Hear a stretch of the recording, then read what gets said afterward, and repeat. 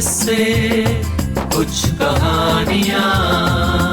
अतुल विश्नोई की जुबानी, कुछ किस्से कुछ कहानी। नमस्कार दोस्तों, कुछ किस्से कुछ कहानियों में आपका स्वागत है। दोस्तों, आप मुझे अभी तक एक कथावाचक के रूप में जानते हैं। मेरा मन था कि क्यों ना मैं आपके रूबरू होकर कुछ बातें करूं। तो लीजिए, आज मैं हाजिर हूं आपके समक्ष आपसे कुछ बातें करने के लिए। आज जो कहानी मैं लेकर आया हूं वो प्रेमचंद की लिखी हुई कहानी है, डेमोन्स्ट्रेशन। ये कहानी कोई बहुत लोकप्रिय कहानी नहीं है, लेकिन मनोरंजक बहुत है। तो आइए इसका लुत्फ उठाते हैं मिलकर। नमस्कार दोस्तों, कुछ किस्से कुछ कहानियों में आप सभी का स्वागत है। आज की कहानी है मुंशी प्रेमचंद की लिखी हुई डेमोन्स्ट्रेशन। आइए कहानी शुरू करते हैं। महाशय गुरु प्रसाद जी रसिक जीव हैं। गाने बजाने का शौक है, खाने खिलाने का शौक है और सैर तमाशे का शौक है, पर उसी मात्रा में द्रव्योपार्जन का शौक नहीं है। यूं वो किसी के मोहताज नहीं हैं, भले आदमियों की तरह हैं और हैं भी भले आदमी, मगर किसी काम में चिमट नहीं सकते। गुड़ होकर भी उनमें लस नहीं है। वो कोई ऐसा काम उठाना चाहते हैं जिसमें चटपटकारों का खजाना मिल जाए और हमेशा के लिए बेफिक्र हो जाएं। बैंक से छमाही सूद चला आए, खाएं और मजे से पड़े रहें। किसी ने सलाह दी नाटक कंपनी खोलो। उनके दिल में भी बात जम गई।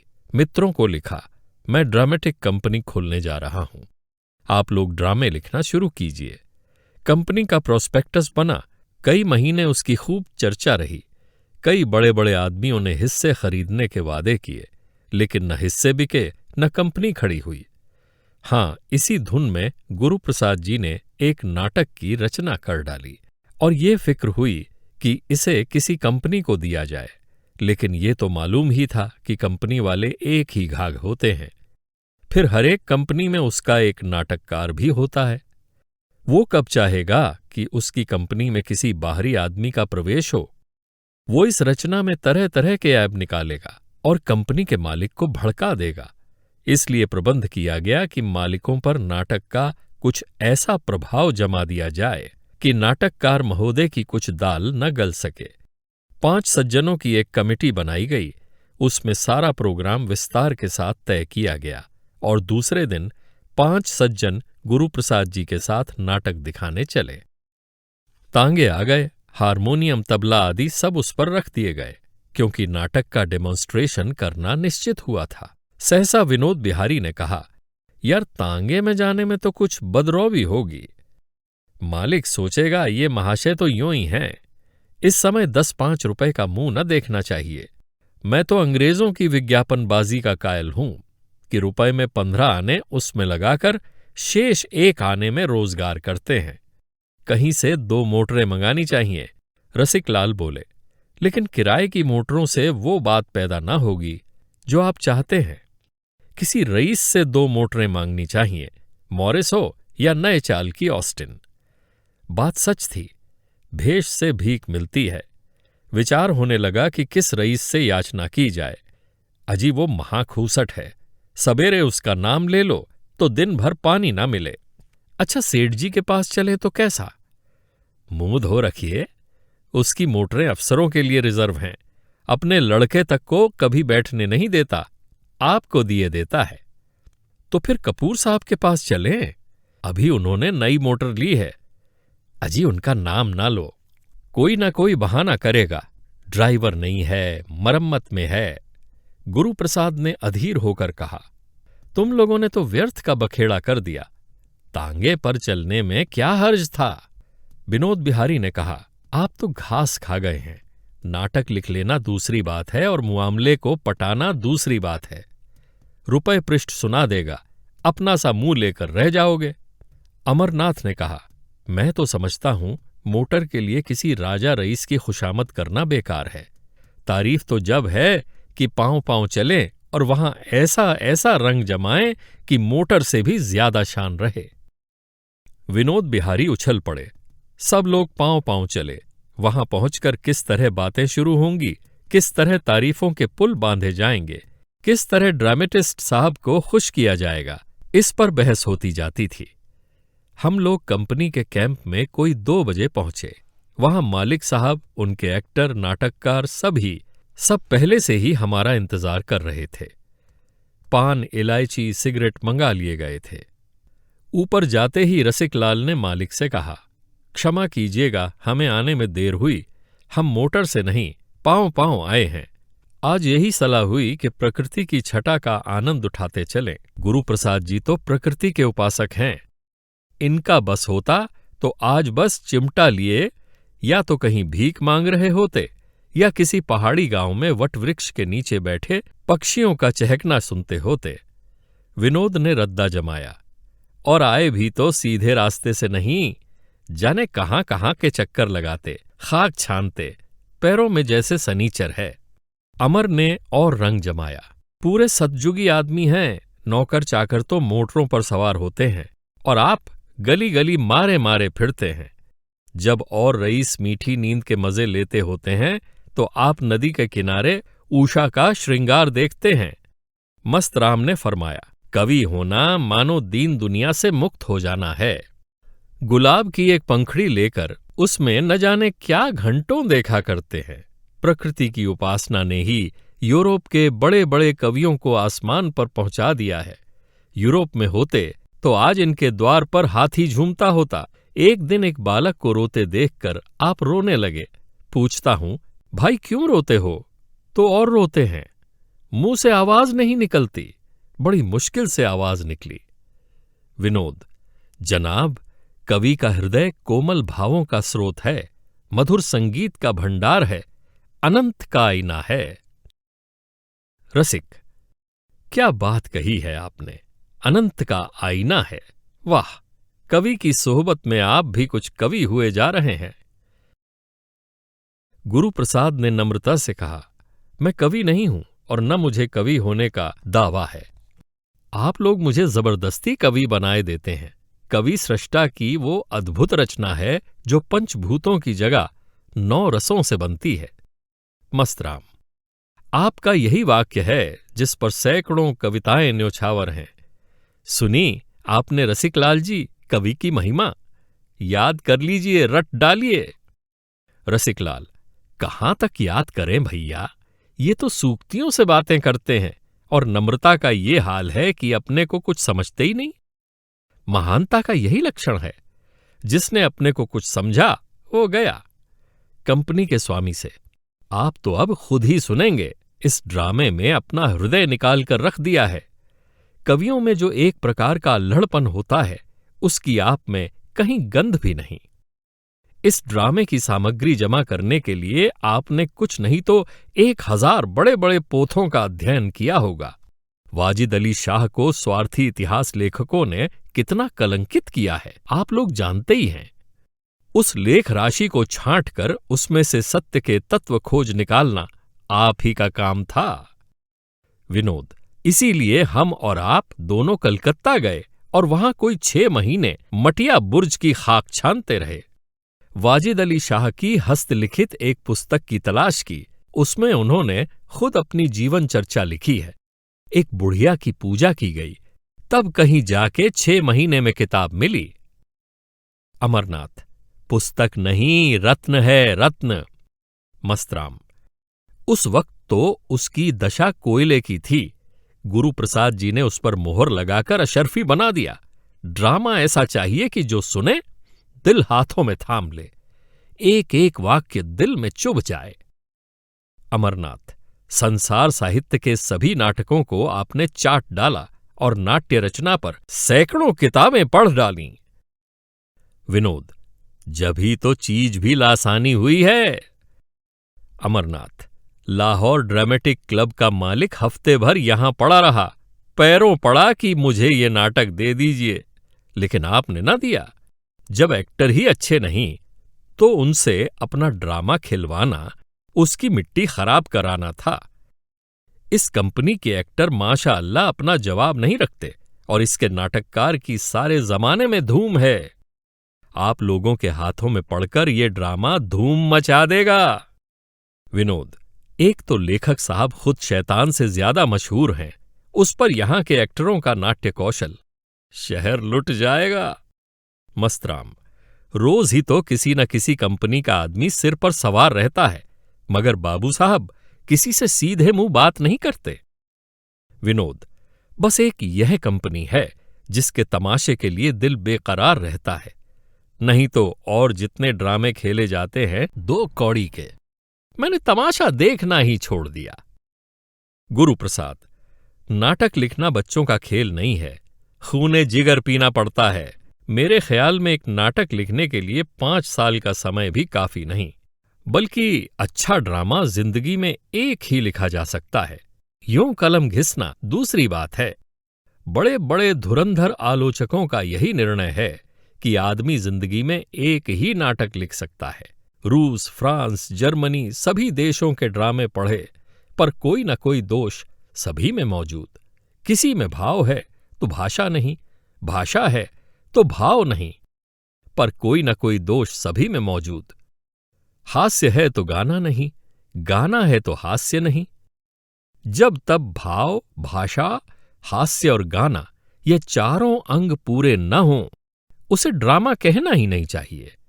मैं तो बहुत ही तुच्छ आदमी हूं, कुछ आप लोगों की सोबत में शुद्ध-बुद्ध आ गया। मेरी रचना की हस्ती ही क्या, लेकिन ईश्वर ने चाहा तो ऐसे दोष आपको न मिलेंगे।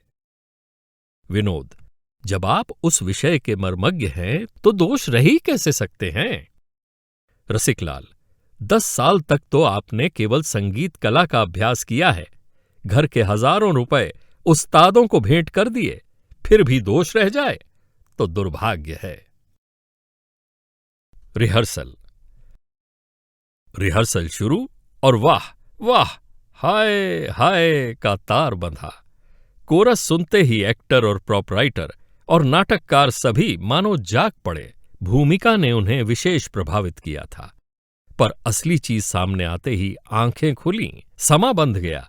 पहला सीन आया, आंखों के सामने वाजिद अली शाह के दरबार की तस्वीर खिंच गई। दरबारियों की हाजिर जवाबी और फड़कते हुए लतीफे, वाह वाह क्या कहना है। क्या वाक्य रचना थी, क्या शब्द योजना थी, तो का कितना सुरुचि से भरा हुआ समावेश था। तीसरा दृश्य हास्यमय था। हंसते हंसते लोगों की पसलियां दुखने लगीं। स्थूलकाय स्वामी की संयत अविचलता की आसन से डिग गई। चौथा सीन करुणाजनक था। हास्य के बाद करुणा, आंधी के बाद आने वाली शांति थी। विनोद आंखों पर हाथ रखे सिर झुकाए जैसे रो रहे थे। मस्तराम बार बार ठंडी आहें खींच रहे थे और अमरनाथ बार बार सिसकियां भर रहे थे। इसी तरह सीन पर सीन और अंक पर अंक समाप्त होते गए, यहां तक कि जब रिहर्सल समाप्त हुआ तो दीपक जल चुके थे। सेठ जी अब तक सोंठ बने बैठे हुए थे। ड्रामा समाप्त हो गया, पर उनके मुखारविंद पर उनके मनोविचार का लेश मात्र भी आभास न था। जड़ भरत की तरह बैठे हुए थे। न मुस्कुराहट थी, न कौतूहल, न हर्ष, न कुछ। विनोद बिहारी ने मुआमले की बात पूछी तो इस ड्रामा के बारे में श्रीमान की क्या राय है? सेठ जी ने उसी विरक्त भाव से उत्तर दिया, मैं इसके विषय में कल निवेदन करूंगा। कल यहीं भोजन भी कीजिएगा। आप लोगों के लायक भोजन तो क्या होगा, उसे केवल विदुर का साग समझ स्वीकार कीजिएगा। पंच पांडव बाहर निकले तो मारे खुशी के सबकी बाँछें खिली जाती थीं। विनोद, 5000 की थैली है, नाक नाक बच सकता हूं।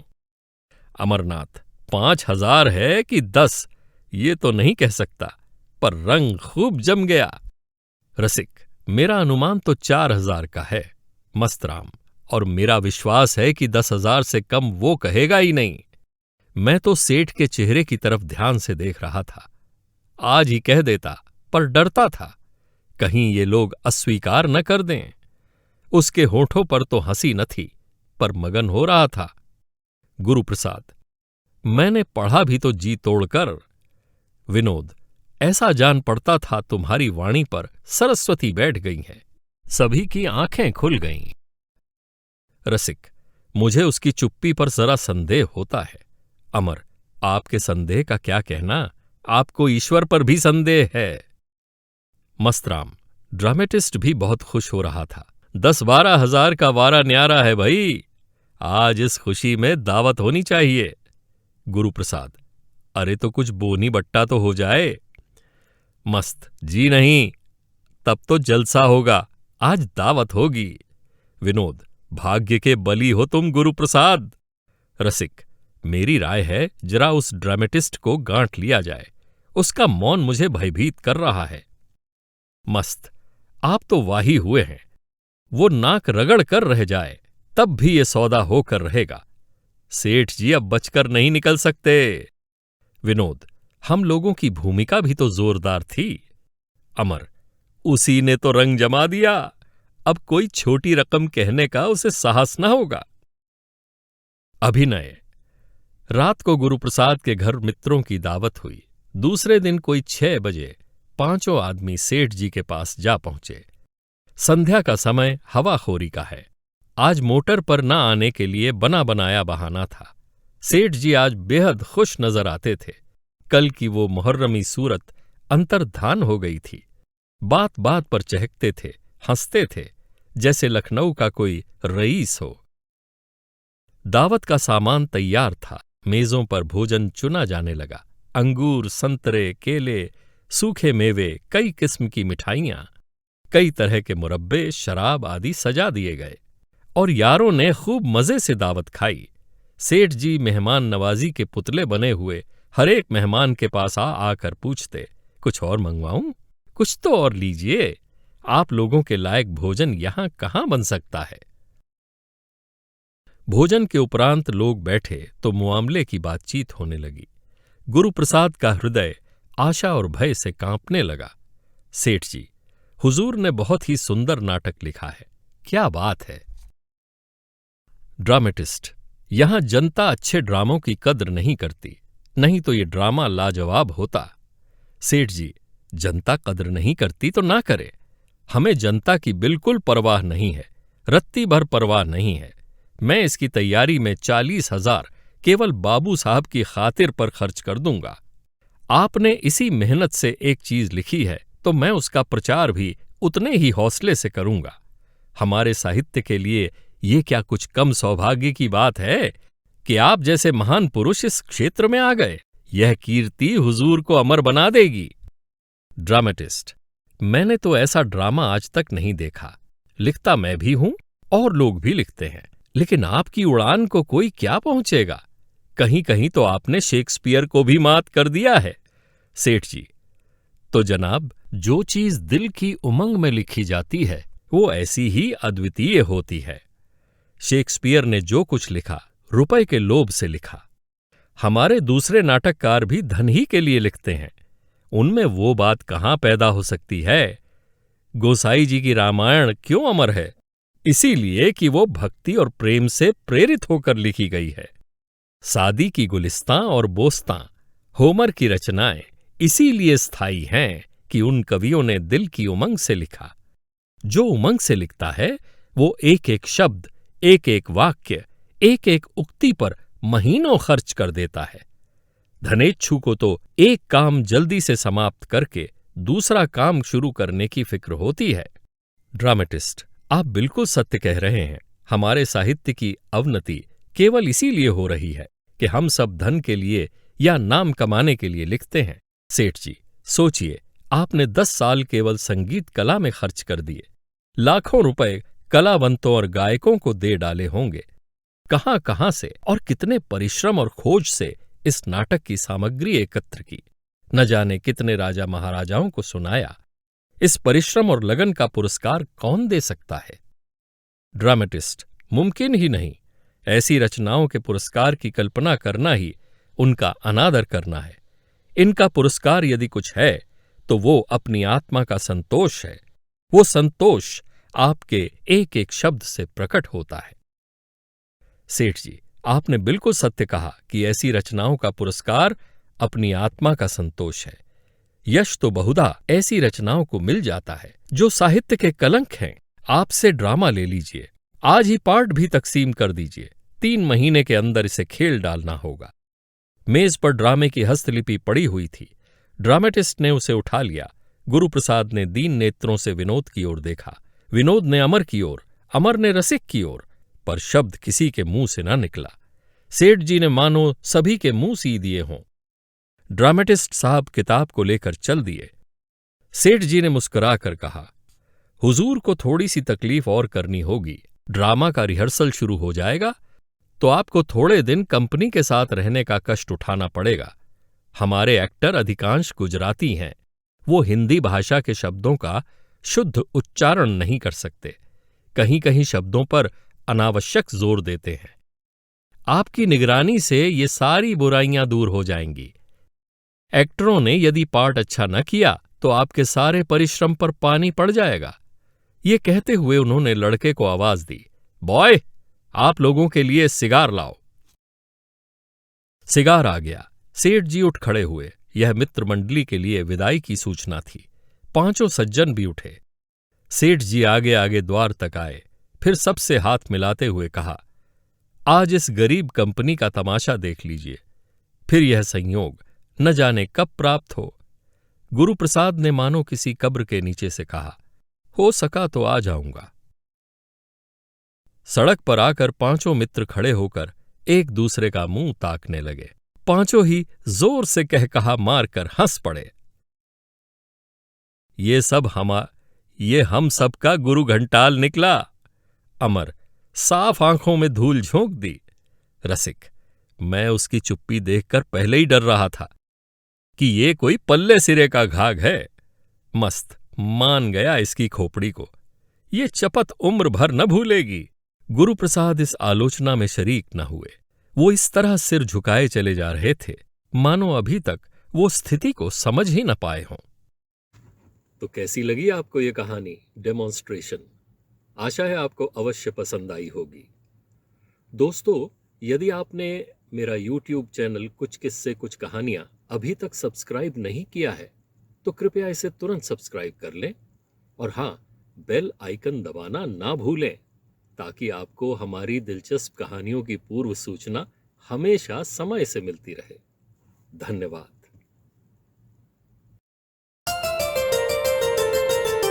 कुछ किस्से कुछ कहानियां। अतुल विश्नोई की जुबानी। कुछ किस्से कुछ कहानी।